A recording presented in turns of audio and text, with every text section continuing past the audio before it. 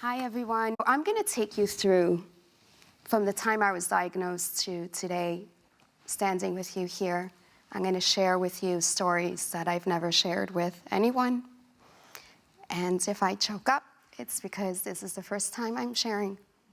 And it will be beautiful, it will be ugly, and it will be good, and it will be bad. So as you know, transfusions is my life. 2.5 years old, I was diagnosed. And I'm blessed to be receiving blood every 14 days. But this blood is so poison to my body, and it has damaged my organs. And in adult thalassemia, it gets worse and worse, creating secondary diseases. So the journey begins in 1968. My parents left the island of Cyprus and settled in New York City. My sister was already 1 year old, and they came to the Big Apple. They were young, energetic, had big dreams, and thalassemia was certainly not one of these dreams. My mom, a very fashionable woman, I have to say in the 60s and 70s, polyester fashion was the best thing ever created. So at age 2, we returned to Cyprus because my father was focusing so much on his business. And you know, we lived in a walk-up building in New York, and it was at a time where New York City was not the safest, a lot of dodgy neighborhoods, and my mom said, set up your business, I'm taking the kids to Cyprus. So we were already 3 kids. And I started getting very agitated and very jaundiced and missing my milestones. So my mom took me to local doctors in the village, and they kept saying, oh, give her calf's liver. She's anemic, give her calf's liver. I think I hate calf's liver because I ate so much during that time. And Dr. Gastignotis, who's now the medical advisor to Thalassemia International Federation, came to my village and said to my mother, Maria has beta thalassemia. She will need blood transfusions her whole life, and she has to start right away. Do not wait. So my mom called up my father. It was almost 1974 now. And my father came to Cyprus, and he said, you're all coming back to New York. This is no place for Maria to be treated. And we went back to New York. So this is what iron causes. Blood transfusions every 2 weeks cause brown spots on my skin. My teeth, you could see how brown they are in between. I still have iron deposits in the back of my teeth, and I recently went to an orthodontist 2 weeks ago to get braces all over again. And when I saw in the x-ray, I said, I brush my teeth so good, what is that? He goes, it's your iron overload. So that's permanent damage, it cannot be removed. And I wasn't growing normal. My bone age, funny, now we have bone density. When you're young, you have bone age. I was 9, 10, constantly at a bone age of 4 years old, 5 years old. So, you know, it just hits your psyche so much. This has such an emotional impact to the disease. It's not just physical. And back then, doctors did not bother getting to the child's level and say, tell me your pain, not your joints, not your bones, not your heart. What's inside your heart? What are you feeling? And the only thing that they ask is, so how are you doing in school? And the conversation stopped there. So we hid the pain and we moved on. And that was it. My rib cage started expanding because now my liver is getting bigger. My spleen is getting bigger. So the abnormalities are really setting in. Life was becoming more apparent that a hospital is going to be my second home. The thalassemic child, characteristics of thalassemia settled in, overbites, hollow eyes. My spleen was removed. It weighed almost 3 kilos. There's a book called the Guinness Book of World Records. I wish I got into that book saying I had the largest spleen. But I removed my spleen, and the function of the spleen is to fight bacteria and fevers and infections. Now, without the spleen, I was constantly in the hospital with fevers of 105, and there was one incident where it reached 105.5. I say this, and I don't know how my mother managed. If you are a parent, I have no idea. When people say, oh, you're so strong, I'm like, you should meet my mother. That's the strong woman, because if it hurts me, it hurt her a million times more. And she had to see me getting immersed in ice and to stay in a bathtub with ice for hours until the fever broke because the IV antibiotics stopped working. My body became so immune that 800 milligrams of penicillin no longer worked. And many times they heard from doctors, she's not going to make it, we're so sorry. I can't imagine what that's like. I cannot imagine. My social life was, and my academic life became very burdensome. I wasn't playing with kids anymore. And my parents did one great thing. They taught me to never be ashamed of my disease. If any child makes fun of you, just sit them down and explain to them what you have to go through. And of course, children are mean at times, and teasing happens because I looked so abnormal. And because I missed school 20 days, 30 days, 40 days. And they would say, where have you been? Do you have the cooties? I don't know, that was a very American thing, to have the cooties. And my disease in America is called coolies anemia, so very apropos to be teased with the cooties. My gallbladder had to be removed because the liver was so enlarged that it engulfed the gallbladder. It created over 30 gallstones, and I thought, well, you know, if you're gonna remove my gallstones, can you please put it in a plastic cup so I could take this as a show and tell in school? And the surgeon said, sure, why not? And he gave me my 30 gallstones, and I had, after 45 days of missing school, a show and tell. That was my first speaking opportunity in my whole school. And there was one nerd who said, can I see your scar? Because it was stapled, and they thought I became the coolest kid. And I kind of lifted up my shirt, and they're like, oh, wait, what's that other big scar? I'm like, oh, that's my spleen. It weighed almost 6 pounds. So I really became the cool kid. I battled a lot with self-image and self-conscious about my thalassemia body. I wasn't playing physical education in gym because the doctors kept going back to my parents saying she has very weak bones, just don't let her play with any sports. And that's not a nice thing to do. That is a huge part of social life in school.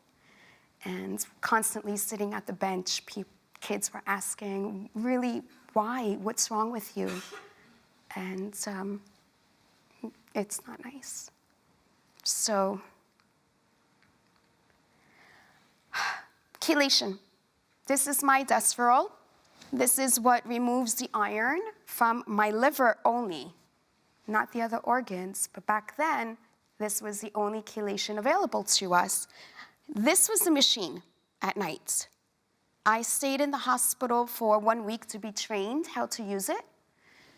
And during those 6 days of staying in the hospital, the nurses taught me how to mix my own medicine. I was 9 years old. I had to deal with syringes and needles and vials and sterilized water. And they gave me a 1-inch sub-Q needle where I had to stick myself. And this was for 10 hours, 6 nights a week. Because I wasn't sick, my parents didn't come to visit me during that week at the hospital. They had 2 other kids to take care of, and my father had his second restaurant. And when the 6 days of training was over, my father came to pick me up. The nurse said, Maria, you are a great student. And I said, thank you. And my father looked at me, and he said, this is your responsibility. And there's no going against a Greek father. He would have smacked me. And back then, that wasn't called child abuse. That was called discipline. Not in today's world. So I was scared of my father, but then I took it in a very different way. I took it as, wow, the only responsibility I have is to keep my room clean and get good grades. I'm responsible of my liver? That's quite a big task. And I took full control of that responsibility. So this is a 90s pump, very slim. Put it in your back pocket, and on your way, still 10 hours, still a 1-inch sub-Q needle. This is today's pump. Little balloon. Stick it in my pocket. I'm off to my client meetings. No one knows. Still 10 hours. Tiny little thumbtack needle. The difference between this, having the 1-inch, it caused severe cysts and abscesses. So when my tummy ran out of space, because it was 6 nights a week, I was infusing myself in my legs. And the next day I couldn't walk. So as a child, it really became burdensome to have to do this. And then it made a buzzing noise at night. And I hated that buzzing noise until I became friends with that buzzing noise. And it put me to sleep. It was like a little melody at the end of the day. And I couldn't live without it. So it has advanced, thank goodness, because children today, the balloon pump has really made them compliant. In the 80s, a lot of the children were not compliant, and they ended up wearing it 2 nights a week, 3 nights a week, and they ended up not making it. I lost 40, 50 friends with heart failure and liver failure because they weren't chelating. It's a hard thing to be compliant to 6 nights a week. So I have to say the major side effect of Desferal, for the most part, it got rid of the iron, but it also got rid of the calcium, the magnesium, and the zinc. And it stripped my bones, causing me osteoporosis. And most thalassemics have osteoporosis, which is our secondary disease. Teenage thalassemia, the development diary, I was not developing the right way. The pressures, the peer pressures of not having my menses and not developing breasts set in. I was really embarrassed of my body. And again, that emotional support in the hospital was not there. And the girls in the locker room were teasing me. So my attitude started changing little by little because I had a great mother, and she always secured confidence or tried to secure confidence in me. And she told me there's just no cure to this disease, so it's up to you to make a decision how you're going to live with it. Very wise words from a mother who only has education up to 6th grade, but a very well-read mother. And I took control. And I went to the library. And millennials have no idea what a library is. And I went to the librarian, and I said, I have a disease, and I'd like to know more about it. And she said, please write it down on a piece of paper, take a seat, and I'll bring you what you need to know. She brought me a stack of journals. And they were all scientific journals. So I'm going to read you what I read when I was 15 years old. The prominent frontal and parietal bones, along with the sunken bridge of the nose, with relatively protruding zygomas and upward slants of the eyes, are responsible for the mongoloid facial characteristics. Even more typical is the rodent's faces, due to maxillary overgrowth with resulting overbite protrusion. Another journal. Most patients manifest retarded growth and enlargement of the skull with mongoloid faces and other deformities, making them look like rodents. Those few individuals who survive until puberty exhibit hypogonitalism. So I was 15. Put yourself as a teenager now. already having issues of image and confidence and being teased, how now my medical professionals think of me as this, my doctors and my scientists. My confidence was already broken, but what this did is it broke my spirit. And I said, what is it that I'm living for if they look at me as this? So I had to find other ways of confidence. Unfortunately, there was such a lack of emotional support in the hospital. I thank God had friends, thalassemic friends, where we became a team, a camaraderie to each other, and went through the puberty stage, the girls developing, not developing. Most of them never saw their periods. I'm one of the very few lucky girls who did see her period. So I'm blessed for that. Family support, that's my sister. She's only 3 years older than me, and yet I still look like a 10-year-old child. And that's my brother.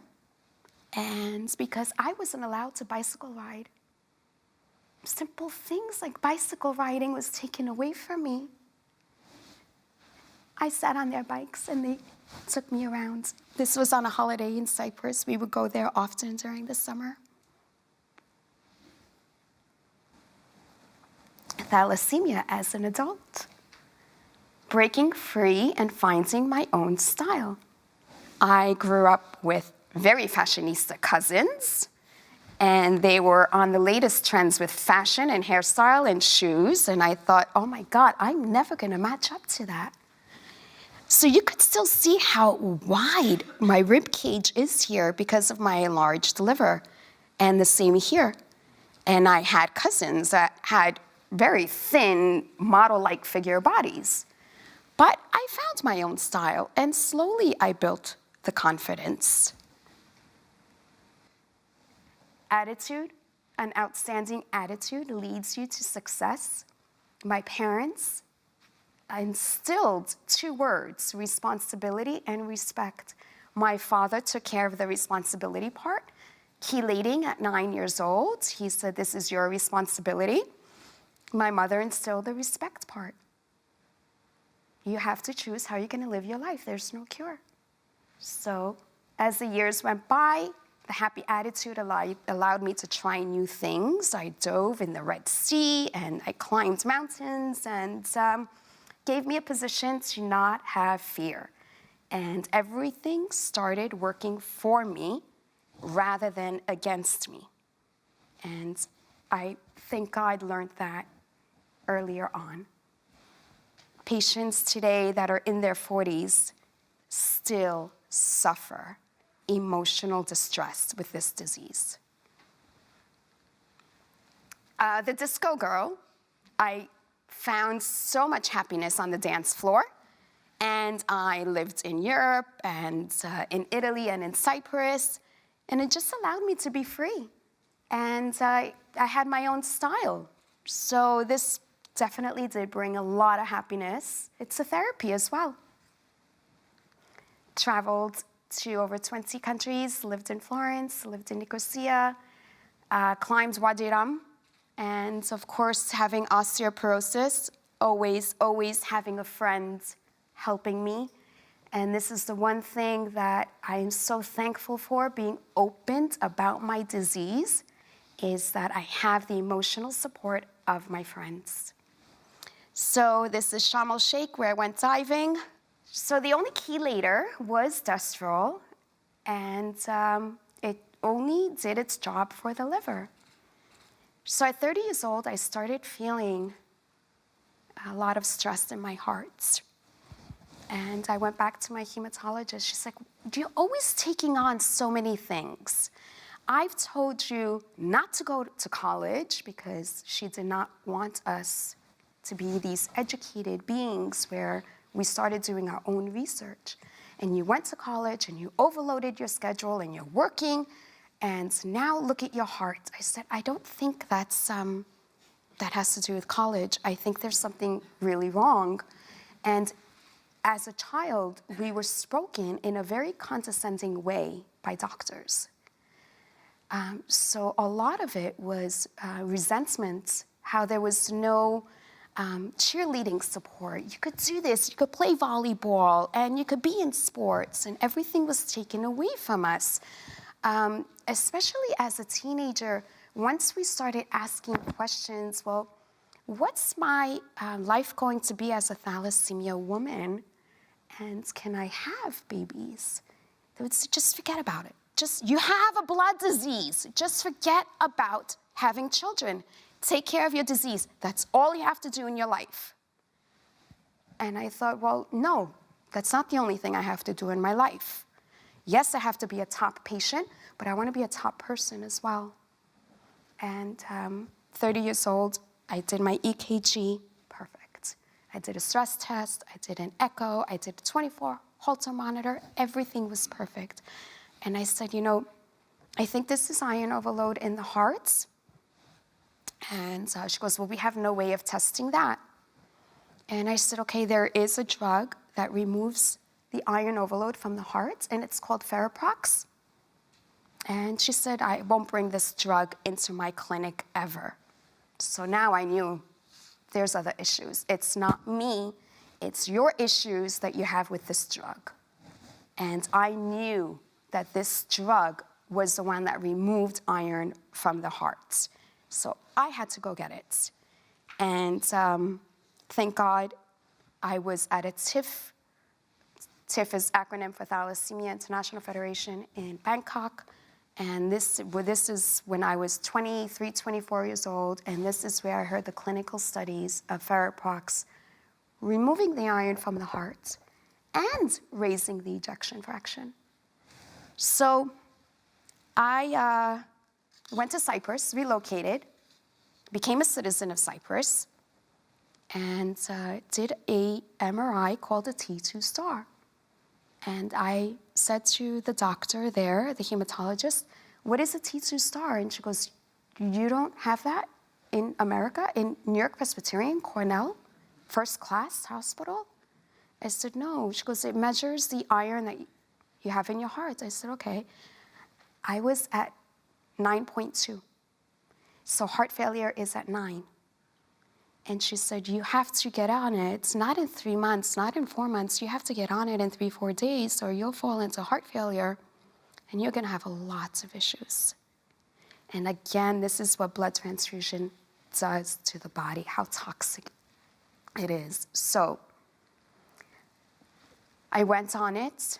Within 14 months, I was completely out of heart failure, came back to New York City, became a patient advocate, and made the case at the FDA in 2005 with my results. Up to 2011, we repeatedly went back to the FDA to make the case of this drug, and it took them so many years to approve of it. 1995, I became a board member of the Cooley's Anemia Foundation. 2005 to 2011, I fought the FDA for Ferroprox. 2013, I presented in Abu Dhabi, How to Keep a Positive Mind with Thalassemia. 2014, I became an alternate board member for TIFF. 2014, I became an executive committee member for Cooley's. 2016, I was given an award, Outstanding Commitment to the Thalassemia Community. And I produced that same year my first documentary, very short 5-minute documentary, which won several film festival awards, Thalassemia: Life Without Boundaries. Published the American Journal of Hematology article, Thalassemia: Yesterday, Today, Tomorrow. And 2017, just last year, I was a speaker at the TIFF conference in Thessaloniki. Just a few of the pictures. The prince, the Crown Prince of Abu Dhabi, he, Sheikh Zayed bin Sultan bin Khalifa, his family is very involved in the UAE. 49% of the citizens in the UAE are thalassemia carriers. It's huge. It is huge.